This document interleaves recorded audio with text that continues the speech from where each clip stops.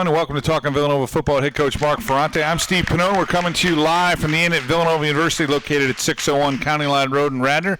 Wildcats on Friday night defeat the LIU Sharks 35-7 to improve to 8-3 on the year. And coach, your quarterback threw for 4 and ran for 1. Talk a little bit about your week's preparation, and then we'll get into the LIU Sharks. Yeah, it was a little different. You have that Friday night game, and most of our games are on Saturdays, so the week was a little different. We changed things up and practiced on Monday, which normally is our guys' day off, and we kind of tried to stay as normal as we could as far as amount of time on the field and preparation days and so on and so forth. But it was really different as far as having a non-league game this late as well. And the one thing I did like about it, from a non-league perspective, especially against someone we've never really played before, is you were able to see this year's version of that team. Normally when you play a non-league game, it's earlier in the year, especially if it's the first couple weeks. You don't have a real good feel for who that current team is. You spend a lot of time looking at the previous season's team and so on. And, I think it worked out pretty well, from that perspective as far as being able to see multiple games from what they were putting on the field this year and putting on film. And our guys did exactly what we needed to do. We prepared well, and we went out and started out a little slow. There was a couple too many footballs on the ground. Yes, it was the first play of two of your first play. I'll get that right. 2 of your first plays of your 3 drives, you found the ball on the carpet. You're able to get it back and recover from there. Yeah, thankfully we were able to recover them, because turnovers can kill you, as we all know, and we didn't have any for the course of the game. But those are plays that are kind of wasted plays. You gain 6 yards, but then you fumble the ball, and thankfully we recovered it. That was the opening play of the game. We actually started with a 3-and-out, but after we got settled in and got our feet on the ground a little bit, we executed pretty well. And you mentioned about Dan Smith, our quarterback, 4 touchdown passes and, ran 1 in. So, he distributed the ball well. He was consistent with what he was doing and so on. So once we got going, there was a couple things that sparked us, and we'll talk about some of those later. But, we did have a blocked punt by Elijah Solomon. I think 2 of our drives in the second quarter were both one-play drives. One was from 6 yards out, and one was from 30 yards out. And those were blocked punts and a partially blocked punt that set us up in great field position. So, once you get those type of things, the momentum definitely goes in your favor. And you mentioned the freshman Elijah Solomon. He's got 3 blocked punts on the year. 4. Is it 4? He had both on Saturday. Okay. Yep. All right. I'm cheating him again. I cheated Nola a yard in his touchdown. I owe Elijah another block punt. How do you do that? You don't recruit a guy because he's a good punt blocker, but obviously he's a really good special teams player, and he was able to he finds creases, or he runs over people, or does a little bit of both. What makes him so effective? I think sometimes, depending on what the skill is, and in this case we're talking about punt blocking, some guys just have a knack. You know what I mean? So when Elijah was, and he still does work our punt block scout team, as well as our punt block team when we're going against a scout punt look. I think he has a punt block every week in practice. He blocks them on our guys. He blocks them when he's on the punt team against the look guys. And I think it's just one of those things where he has a knack for doing it. And he, he's big, he's strong, he's pretty quick for his size. So, he comes up the middle and he just kind of squeezes through some not very big creases, and he's able to, get his hands out in front of it. And, he can knock some guys backwards too. So he just has a knack for it. I think there's probably every week this season he probably has blocked at least 1 punt in practice or in a game. And I just got a text, someone telling me the NCAA record for blocked punts in a season is 5, and he has 4. So we're rooting for 1 this weekend. He can get 2 this week, and he have the record to himself. That'd be awesome. And we're going to spend some time on special teams throughout the show, but obviously giving your offense short fields there, and then the quick strike ability of your offense. Yeah, no, that was huge. We really only had, I believe, 1 long kind of drive, double-digit play scoring drive. We had some quick strikes. We had real good field position. Our defense had an interception as well, on the night, so that gave us the ball back. So, our guys played, they played well. We played consistent. We played ball control. We played take care of the football, don't, make too many mistakes. And we got 2 turnovers in our favor. And, a punt block doesn't go down as a turnover. But when you get one at the 30 going in and you get one at the 6-yard line going in, it's as big as a turnover because now you have that unbelievable field position. No doubt about it. And LIU coming in had struggled a little bit on offense. They were only averaging 10 points a game. Your defense holds them to 7, so you got a solid effort out of that side of the ball as well. Yeah, when you look at the stats, I think they were trying to slow things down and try to play ball control offense. They only threw 10 passes on the day, and they only ran 55 total plays.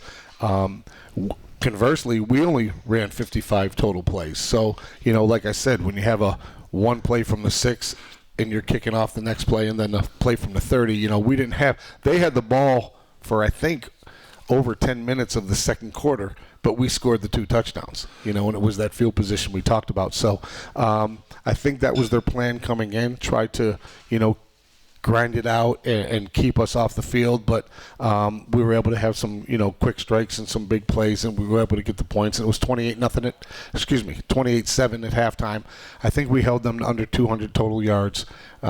We ended up with 300 something. I'm not sure what the total was, but our guys did well. And the good thing is as well, we scored on our opening drive of the second half, and then we were able to start subbing guys in and giving some guys, everyone wants to play. And then we've had a lot of close games, so you're only going to rotate so many people through. But this game, we're able to get a lot of guys that work their tail off in practice and give them an opportunity to get on the field and play in a game in front of our home crowd. So that's always good, And I've said this before, no matter who you are and no matter who you're playing, there's no substitution for game speed reps. So any of the guys that got in on Friday night against LIU, that's just going to help the younger guys moving forward because now they've been on the field. It's not just practice all the time. And the one unit where you really don't rotate unless you unfortunately have an injury or something is offensive line. You're playing different defensive backs. You're rotating your linebackers and your D linemen and your wideouts, and you got a chance to use some of those guys that I know you think highly of in the future, and they got a chance to get in there and get about a quarter and a half worth of work. Right, and that's huge. I mean, because as I just mentioned, no matter how many reps they take in practice, it's not the same, and it's not the same speed when it's live in a game. So, and we were able to get Dan out, and we were able to get our running backs out, and then you got guys, who pretty much have been scout team guys the whole year. Ike Asawagwu, who's a senior player for us, who is a scout team running back. Well, he got to get in there and get a few carries, and Danny Serino, who does a great job for us on scout team, he's able to get in there and get a few carries, and those type of things. And Jack Shetlick, our backup quarterback, hasn't had a lot of game reps. Able to get Jack in there and play almost a full half and give him an opportunity to get back in there and, get used to playing game speed reps and so on. So there's a lot of advantages to it. And, we're hoping that, we can go on out there and be ready for this week because some of the guys probably played only half the game, and hopefully they'll be a little more fresher moving forward. Great, Coach. We'll take a quick break. We're going to continue that theme on special teams. We're going to have senior Tyler Will join us, and if you were there early, you saw some of those hits that he put on in special teams. We'll get the chance to talk about Tyler Will's story, how he came to Villanova, how he became a part of your football program. So we'll take a quick break here. We're live from the Inn at Villanova University, located at 601 County Line Road in Radnor. Tonight's show is presented by Miller Lite. More taste and only 96 calories. It's Miller time. Back with more Talking Villanova football after this on 610 ESPN.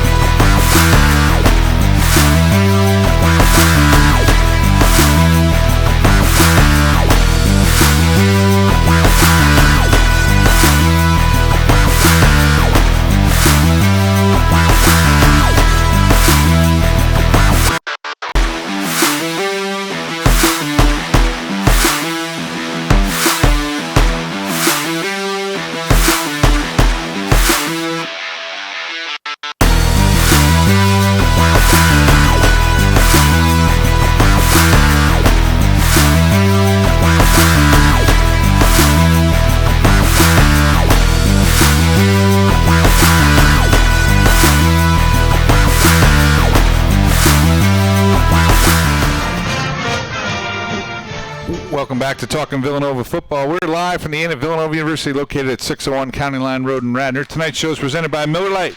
More taste and only 96 calories. It's Miller time. And, Coach, we're joined by your senior defensive lineman, Tyler Will, who, in case you didn't worried about guys bringing the energy in a non-league game, he brought it early for you. Oh, he sure did. He, he had that big hit. And I'm going to share a couple things real quick, and then I want Tyler to kind of give his story as to how he became a rookie in his senior year at Villanova, because this is his first year playing with us in his senior year at Villanova. But anyway, so it was a full day of Tyler Will. So each week we have a player that speaks to our team pregame. Sometimes it's day of the game on a night game. This one happened to be the day of the game. Sometimes it's the night before if it's a day game. So Tyler was the player that spoke to the team, and he got our guys all cranked up in that meeting to start with. And then, as you just mentioned, when we come out and we have our opening kickoff after we scored our first touchdown, he kind of took that guy out pretty good. And then our next kickoff, same thing. So that got our sidelines definitely charged up and juiced up. And then to finish the evening off, Dean Kenefick, our sports information director, always tells me who's going to come into the post-game press conference. And, he goes, hey, you're not going to believe who they're asking to come to the post-game press conference. He goes, Dan Smith, well, okay, he threw 4 touchdown passes, makes sense. Forrest Ryan, okay, makes sense. He was our leading tackler. And then Tyler Will, they wanted to have come up. So it was a great day for Tyler Will. So, Tyler, thanks for being here. Well, thank you so much for having me, Coach. I appreciate it. Really appreciate it. And those 2 hits, why don't you just talk about that to start? I know someone asked you that question. Number one, how did that feel, running down the field and doing that? And number 2, how did it feel when you saw the emotion that the team erupted with? Well, to start out, so I'm the furthest on the left of the kickoff team, and what my job is to do is basically, there's a group of usually 2 or 3 blockers out in front of the returner, and me being we call it the hot player, I go down and basically just, bust that whole crew of guys up, and then hopefully it'll bounce to the outside, and, we have guys there ready to make the tackle. So usually going down on a kickoff, I'm ready for 1 or 2, sometimes 3 guys without the ball to hit and try and open it up for the rest of the guys. But this was a little different because I didn't really encounter any of those blockers. The first guy I saw was the guy with the ball. So, it happened very quickly, obviously, but it felt really good to get a clean shot on him.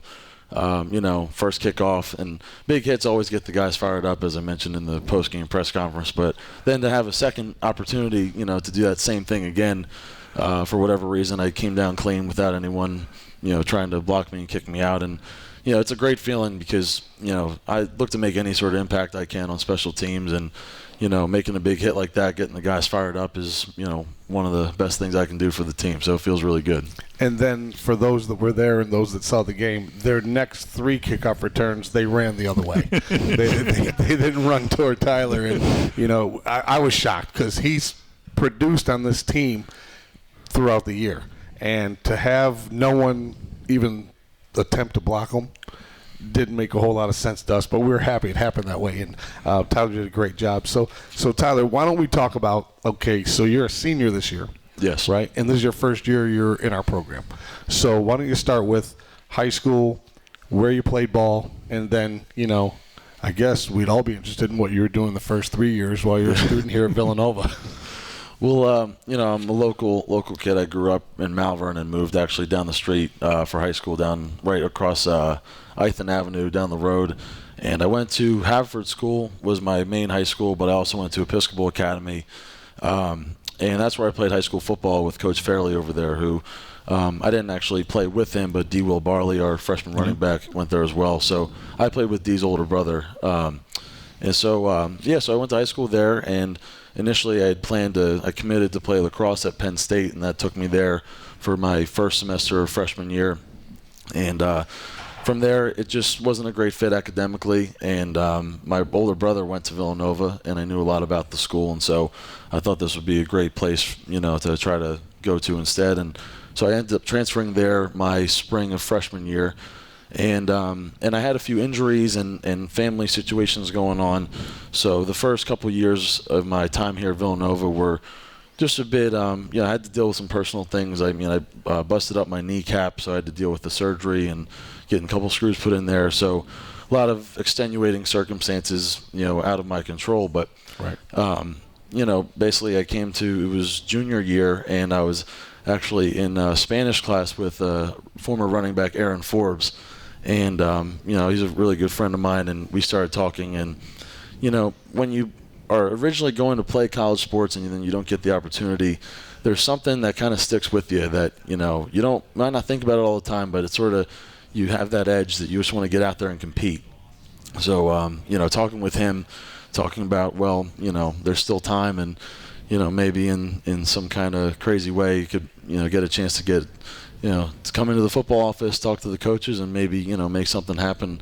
It sort of started there, and then, over the next span of the next few months and going into senior year, we initiated the conversation. And so it was springtime of my junior year when I first approached Coach Ferrante and the rest of the coaching staff. And it was just sort of, we had one conversation. I sort of presented my story with Coach Ferrante, the rest of the coaching staff. And, I got in touch with my high school coach, and we had connections there already, and now that, D. Will Barley had been here. And, one thing led to another, and, basically the conversation was, okay, well, summer session workouts start here, so we'll see you there. You know? Right. He's being kind, really, because, first of all, he came in one time, and I think he saw T.J. Landis first, and T.J. gathered information and then brought it to my attention and some of the coaches' attention and said, hey, we have a guy who wants to walk on it. And we're like, well, what year is he? Freshman? So, well, he's a junior going into his senior. I'm like, why would we do that? Why would we take this guy? And then Coach Fairley, who we talked about, because D was on our show a few weeks ago. Oh, nice. So we talked about Todd, and, he's close to the program. He comes over and visits with our guys on defense all the time and so on. But so then his persistence, he wore me down, is really what happened. He came again and, met with Coach Devine, because Coach Devine has Episcopal Academy from a recruiting perspective. So Coach Fairley reached out to Coach Devine, and Coach Devine approached me. And I think Tyler came in 4 times. I think I met him on the 4th time is when we sat down and had a great conversation, and he shared a lot of the things that he just shared with you all, with me at that point. And then I think we invited him to say, okay, we got a spot for you in May, which is basically the end of the semester. And then, as Tyler just mentioned, the summer session training starts. And if you're going to do this, you got to be ready to go. And when you look at him and see him, training is not a problem for him. He looks ready to go, that's for sure. And that's what happened. I remember the coaches saying that the second time he stopped by, but I didn't see him. And they're like, did you see him? I said, no. They're like, he looks pretty developed. He looks like he's been working out. He hasn't just been going to school. He looks like he's been spending some time in the gym. And, obviously we're real happy that it worked out. And, you can't make this stuff up. No, right? Last week we had Dan Smith on here, and he's from Campbell. He graduated in 3 years. We got him in June. Tyler's here. He's on our campus for 3 years. He comes into the office his 6th semester, and now he's an integral part of our special teams program in his senior season. So, who does that? And Tyler, it's true. Actually, I was just going to say what Coach was saying. There's 88 guys in that locker room. Everyone's got a different story. Yours may be a little bit more unique than most of the guys in there. In terms about how does, I don't want to say how do you get accepted, because I know you have good kids in the program, but how do you feel as an older, mature guy? You're going in there with some 18-year-olds. You've been through this. You've mentioned some physical issues you had. You've transferred schools, so you've been through a lot emotionally.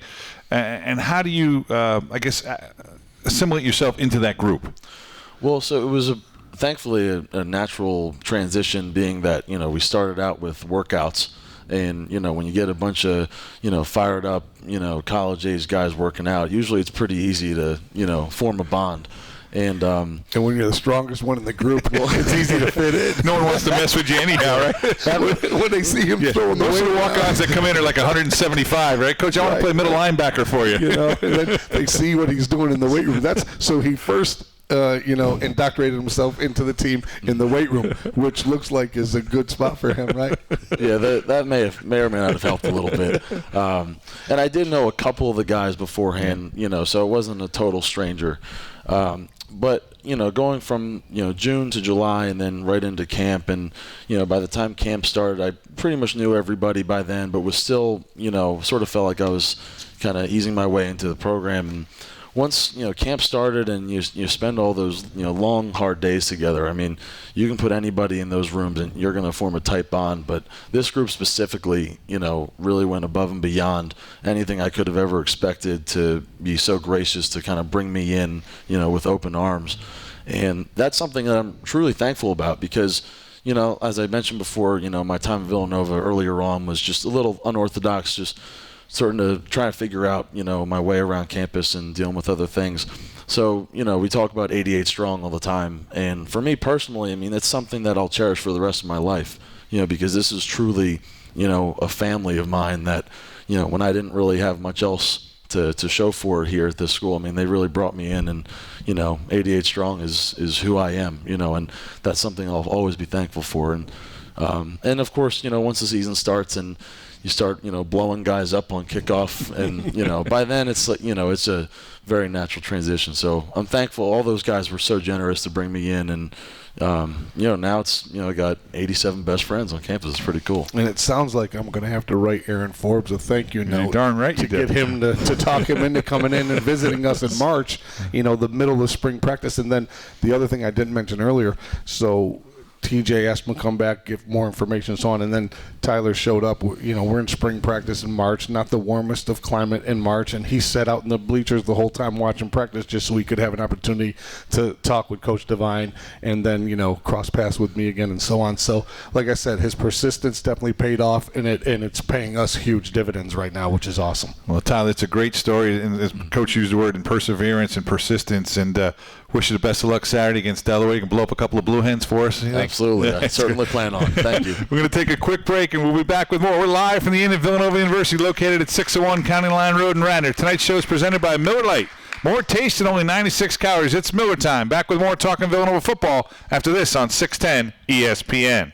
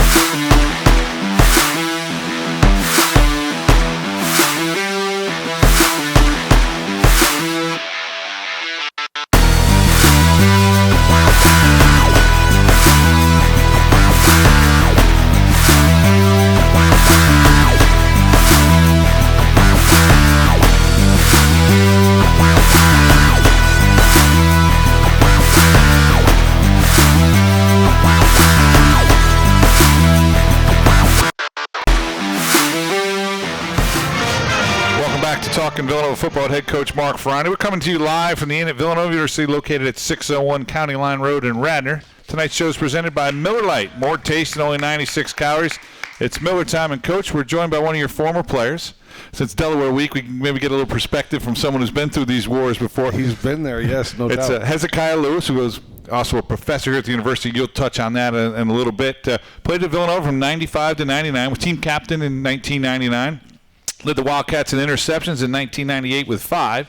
They should have known better to throw your way, right, Hez? All right, that's right. Ranked third in the team in tackles with 71 in 1998. Was a two-time second-team all-conference player in 98 and 99. Hez, we appreciate you taking some time and joining us today. Thanks for having me. Dr. Hezekiah Lewis, by the way. Get that right. And the part you left out is, he did lead our team in interceptions, but he played defensive end in high school, right? Exactly. He does not look like the prototypical defensive end, but he has that defensive end mentality. But Hez, thanks for being here. Thanks. We really appreciate it. Appreciate it. I'm going to go backwards. I'm going to talk about what you just had, the honors and accolades and award you just had with your class and your doc class and all that stuff, Sankofa. Oh, yes. I'll let you explain and talk about that real quick. My son was in your class, got an opportunity to travel to Ghana with you to do that documentary, and then we'll go back to your playing days. So why don't you share with everybody about, number one, what you do each fall semester.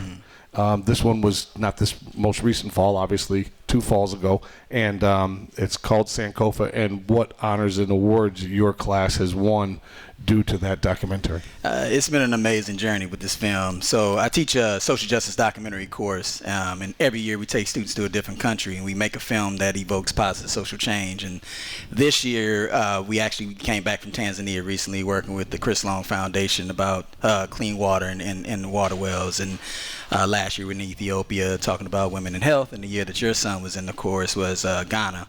And the film's called Sankofa, and it's talking about the loss of black identity, black male identity due to slavery and colonialism. So going back to Africa and Ghana in particular, and really talking about that sense of culture and that sense of identity, and really what really caused that loss. And for us, it was a very poetic journey.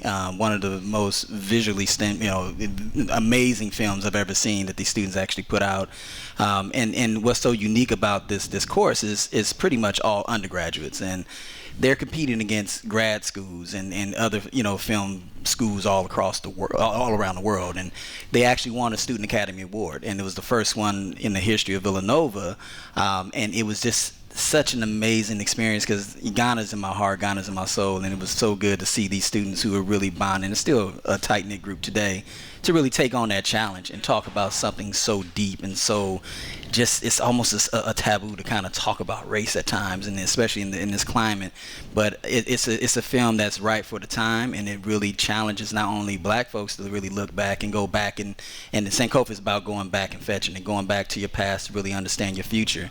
But all races can really kind of learn from this film and really understand the importance of your history and how important and how that really dictates and really kind of maintains the focus on your future. So I'm really proud of this group, and they won, like I said, the Student Academy Award and numerous other awards, but they're now eligible to win a real Oscar. So we hope that, and everybody out there prays for us, that we actually are up on that stage again in February. And Coach had an opportunity. I was out with the men's basketball team, and they were playing out at USC in an exhibition game, and I got to see your wife, and they were coming, and Jimmy was there as well, your son, and had to be just a great thrill for you personally, obviously, and these young students to get an opportunity to be in L.A. and experience that. Well, unfortunately, I wasn't there. Oh, he was in Tanzania doing this year's documentary. I was in the trenches with this year's group, which is also another amazing group. Right. But that's just the sign of just our program, the amazing opportunities that Villanova University gives our students, and I just love the support that the Waterhouse family, the Nord family, Father Peter, Dean Lindemeyer. Like, there's a lot of amazing support that allows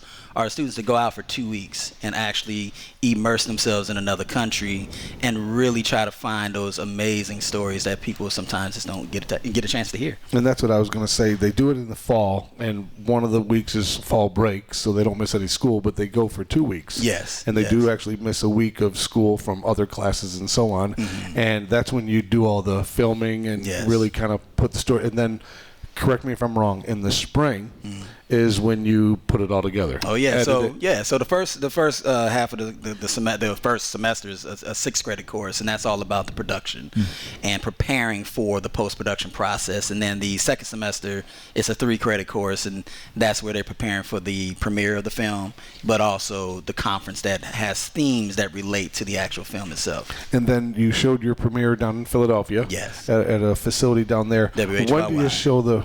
When did you show that?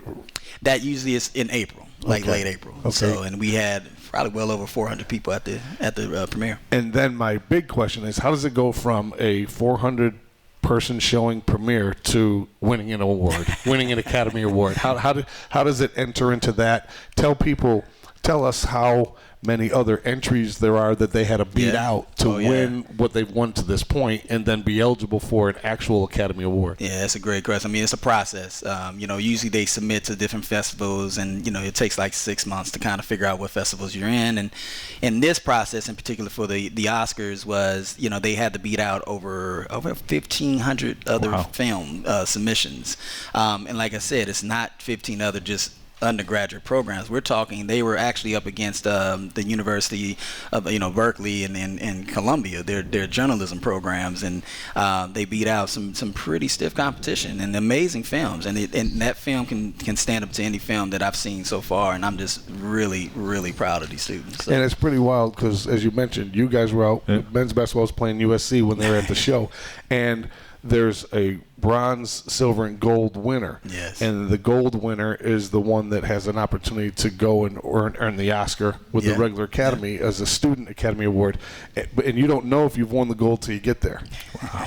So when they're sitting in the audience, they announce who the bronze was, and your group's still sitting there and haven't been announced. And then once they announce the silver, obviously you know if you're silver, if you're the next one called up. And that must have been real exciting for everyone. The beautiful part is I wasn't there, but they did live stream it. Awesome. So just looking and listening to the speech, I had tears in my eyes. You should. Early in the morning in Tanzania, getting ready to go to breakfast with the next group, and I was just shaking. I was just as nervous as they were through the process. Coach, we talk about a lot in sports, the memories that last a lifetime. Right. Obviously, your students are going to have these memories that'll last a lifetime for them. As that being a part of Villanova. So well, Jimmy and I have talked about that. I know you're going to get to a break, but my son Jimmy, who was in that class, he remembers that 2-week journey probably as much as he remembers his other 3.5 years. And I don't want to discredit everything else that's happening at Villanova, but the other classes in all the 8 semesters, to be honest with you. That's it's just a such life-changing experience. Exactly right. All right, we'll come back and talk a little bit about Hezzy's football career. Yeah, we'll get back to Villanova and his battles against the Blue Hens after this.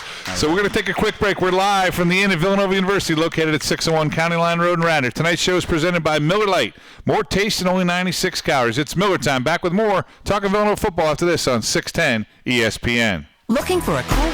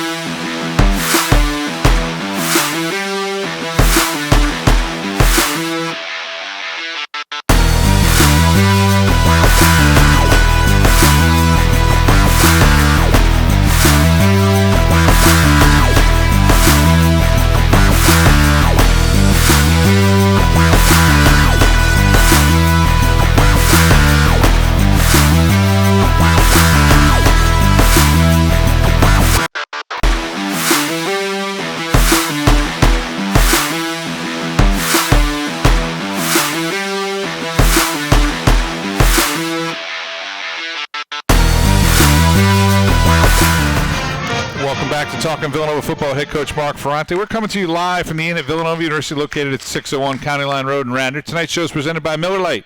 More taste and only 96 calories. It's Miller time. We're joined by Dr. Hezekiah Lewis as well. We kind of went over the documentary and what Hezekiah's doing in his professional life. Right. And now we're going to talk a little bit about his football life, Coach. Yeah, Hez, why don't you share with everybody, because I think this is as interesting a story as what we just talked about, how you ended up at Villanova.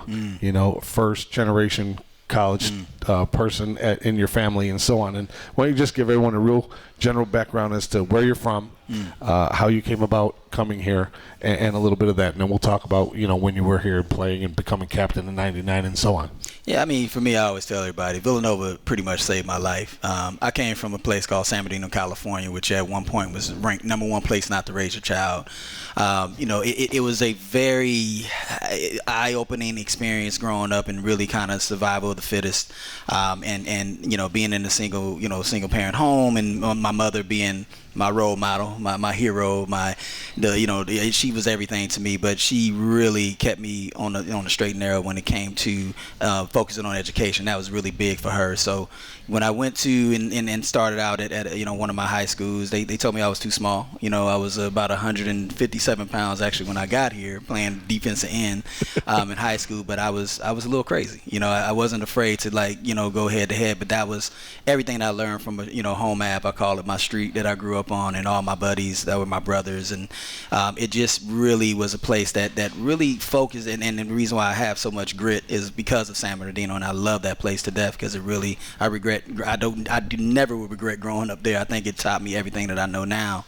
But Coach Talley and Coach Fittler actually was my recruiting coach, and they actually came out to recruit me for cornerback. But like I said, I played defensive end, so they had to come out again and look at me playing basketball, which I cannot shoot, but I can play defense, to look at my feet work. And it was just an amazing experience. But I told Coach Talley, I don't want him coming to my home. I don't know. I'm afraid for your safety, so I had to meet him somewhere else. And he was talking about he heard gunshots and all these things. But for me, it was just it was a blessing. I got recruited by a lot of different schools, but when I actually came to Villanova, I felt so much at home.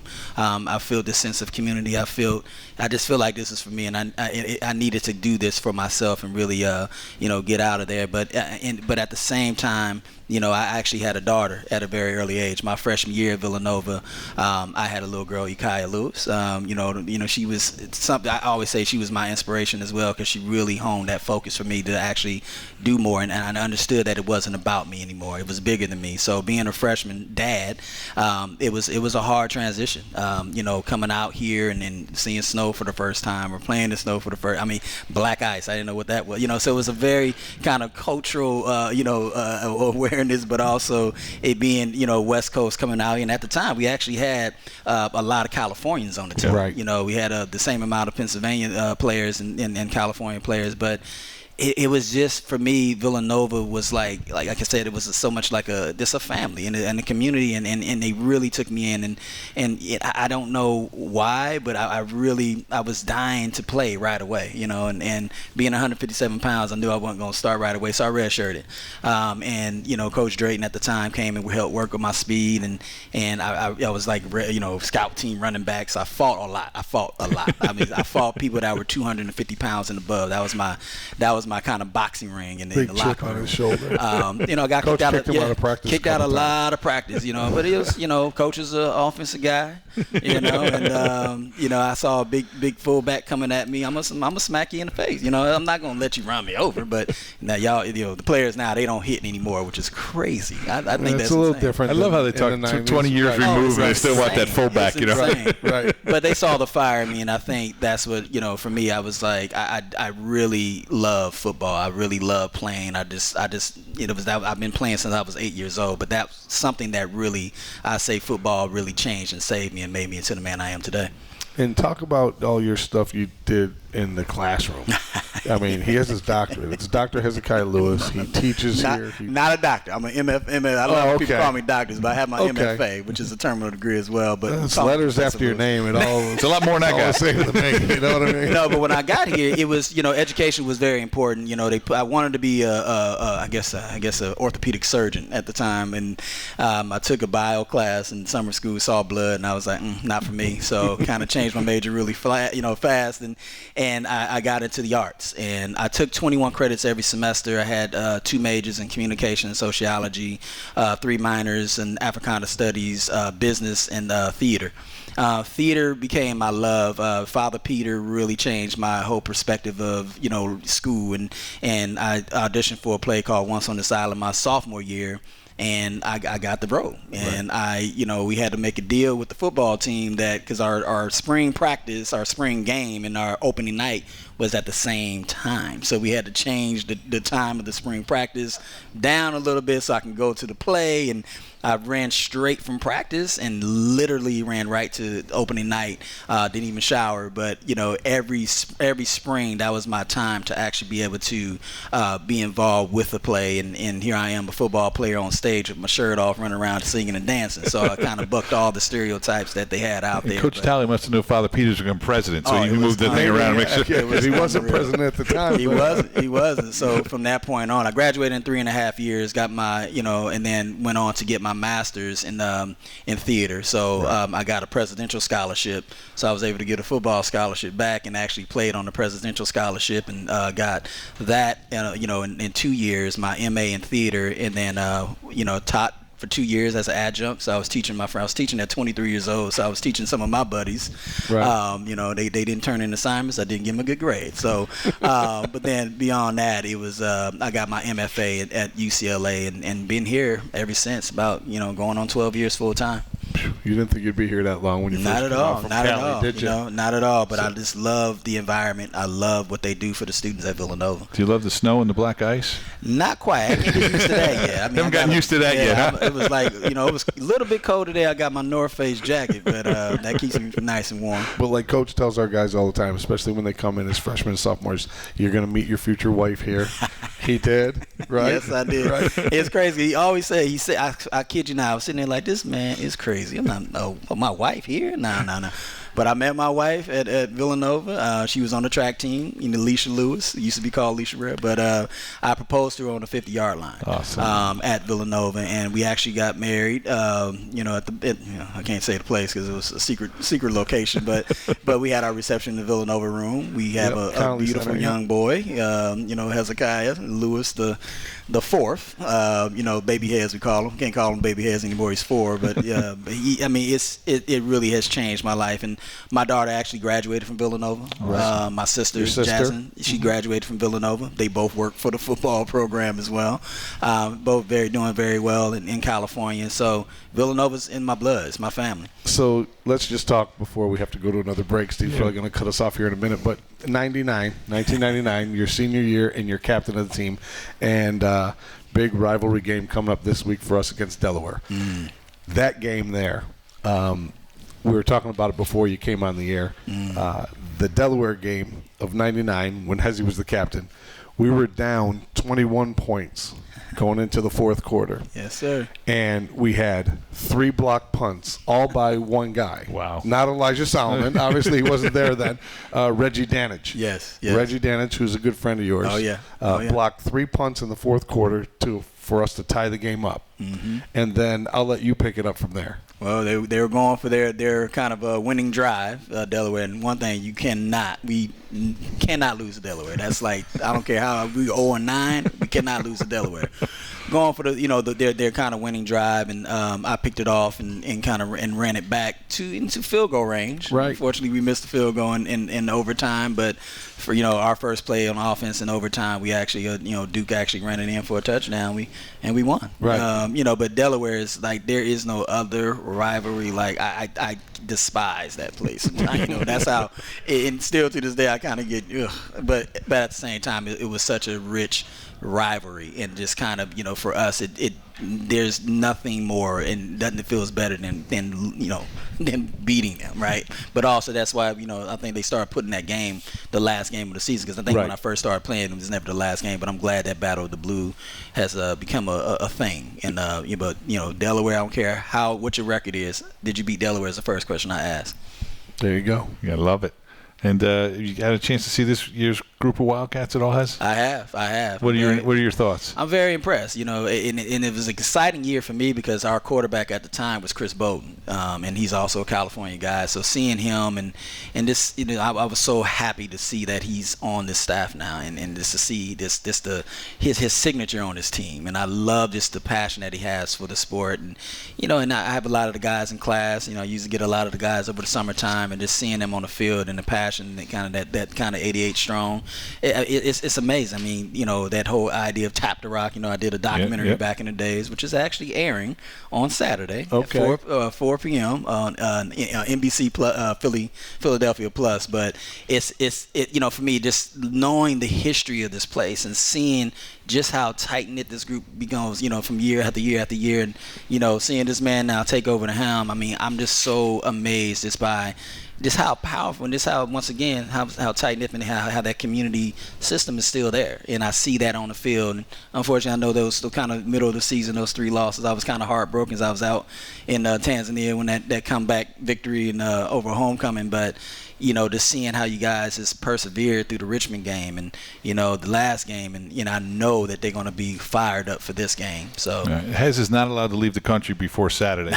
We need him in Villanova Stadium. I'll be here. But Hez, I just want to thank you for your time. And you're a credit to Villanova University. A credit to your family, and your story is tremendous. And we really appreciate you sharing it with us today. I appreciate you. All right, we're going to take a quick break, and then we'll be back with more live from the Inn at Villanova University, located at 601 County Line Road in Radnor. Tonight's show is presented by Miller Lite. More taste and only 96 calories. It's Miller time. Back with more Talking Villanova football after this on 610 ESPN. I'm Dick Vermeil.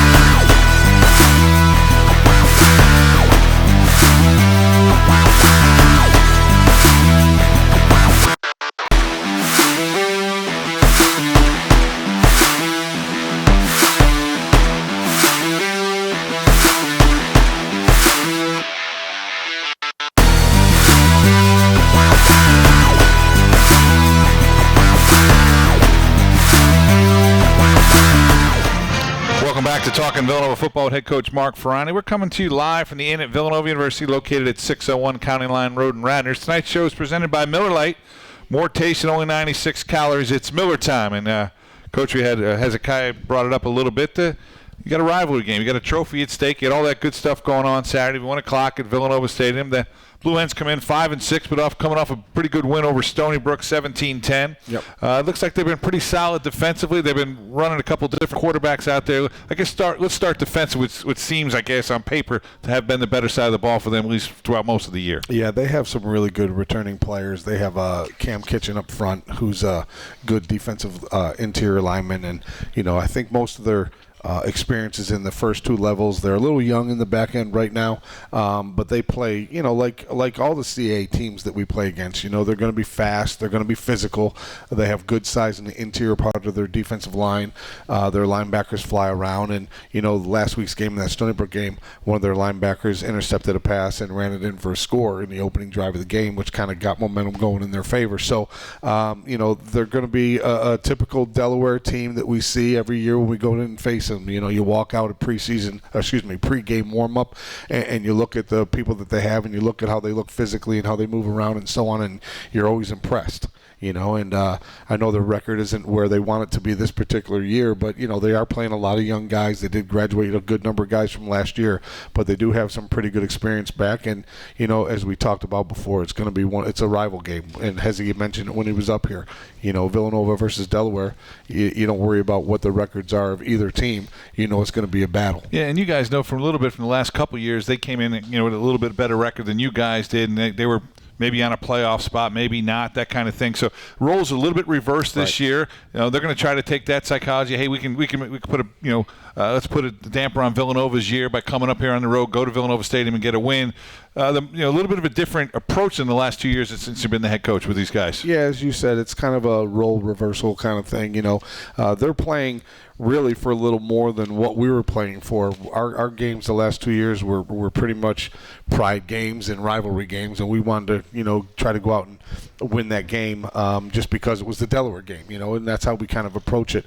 We weren't going in as trying to be spoilers or anything like that. We just wanted to beat Delaware and win our rivalry game and send us into the offseason on a positive. And I'm sure they're saying the same thing. However, they're 5-6. We were 4-6 going into the game, and this is a 12 game season, so they're 5-6. And if they can get this one, that gives them 6-6, a winning season, a 500 record, which we didn't have a shot at the last 2 years. But I'm sure same thing. I'm sure Coach Rocco's saying the same thing to his guys. I'm sure they're not talking about being spoilers or anything like that. I'm sure they're trying to say, hey, let's go in there and let's play well and play consistently and take care of the ball, and let's get to 1-0 this week. That's kind of the mantra that all us coaches say all the time. And often, probably, it sounds like from what I've been reading, that Pat Keogh probably gets the start at quarterback. They played 2 different guys. A little bit banged up a little bit. Sounds like Pat's going to get the shot. You saw a little bit of him last year as well. Yeah, Pat and Henderson both played against us last year. I think Nolan's a little banged up from what we saw in the Stony Brook game. He went out early in the game, and then Kehoe played the rest of the game. And we faced them both. Henderson is more of the running dual threat type guy. Kehoe's more of the pocket passer type guy. But really, I think their approach, far as I can tell, but who knows, we'll wait till Saturday, but I think they'll try to run the ball. They got a guy from ODU, Will Knight, who's a Smyrna High School grad, a Delaware guy that we knew about. He's a redshirt freshman. He was the CA Rookie of the Week last week when he put up over 100 yards against Stony Brook. He's a really good running back, and they have a couple others that they'll rotate through. So, I'm assuming they'll probably try to go with more of a ground attack, but, you got to be able to defend both and, go out there and do a good job, whether it's Kehoe, whether it's Henderson. We just got to make sure we're prepared to, keep an eye on the quarterback as well. Coach, it's Delaware week, as we like to talk about here at Villanova. You got a big game on Saturday, but the worst part is our last show. How about that? We don't get to do this next week, so I know there's some people out there you want to thank, and so you have some closing thoughts. Yeah, we have a few minutes left, and I'll do my obligatory read here at the end, but I'll give it to you. Right. Well, first I want to thank the Inn here at Villanova for hosting us this year. We really appreciate them, taking us in and doing that. And then obviously all our folks here to the left are our weekly supporters that come out just about every week. We have our crew here. And then I want to just, give a shout out to all the people that have been following us and supporting us at the games. We got our band, our cheer, our dance teams, all those folks. And I know they'll be there there for us this week as well. And then we got our football club with Joe Maycoyd running those tailgates. Everyone talks about the tailgates behind the stadium. And, I know Joe will be there planning a big event this weekend, and I'm sure there's going to be a lot of alumni and former football players will be stopping back at the tailgate pre and hopefully post-game for celebration and so on. And then, Steve, I want to thank you and Joe and everybody here for, putting on this production and supporting me, and not only in this show, but I know you guys are always there with us behind the scenes and so on and so forth. So just want to give shout out to Nova Nation, everybody who's been following us, and let's go in there and hopefully perform well against our rival versus Delaware. Well, Coach, thanks for having us. I feel a special part of this, and I appreciate you letting me be a part of it. It's been a great year. Your kids have played hard. You represented Villanova so well. Happy for you and your staff. I know how hard you guys work at this, and to see some positive results, and hopefully that'll carry over to Saturday, and then hopefully on to more football after that would be great, because you guys really deserve it, and I appreciate it. I want to say thank you to everyone here as well, and I'll wrap it up. That wraps up our final show for Talking Villanova Football. Head coach Mark Ferrante. Tonight's show is presented by Miller Lite, the original light beer brewed for more taste and only 96 calories. Miller Lite, hold true. Thanks to our host, the Inn here at Villanova University. I want to thank Joe and Ryan back at the studio as well. Let's tune in to 610 ESPN on Saturday. Villanova takes on the Delaware Blue Hens this Saturday. Game time is 1 o'clock. Pre-game show's at 12:45. For Coach Mark Ferrante, this is Steve Pannone. Thanks for listening to 610 ESPN.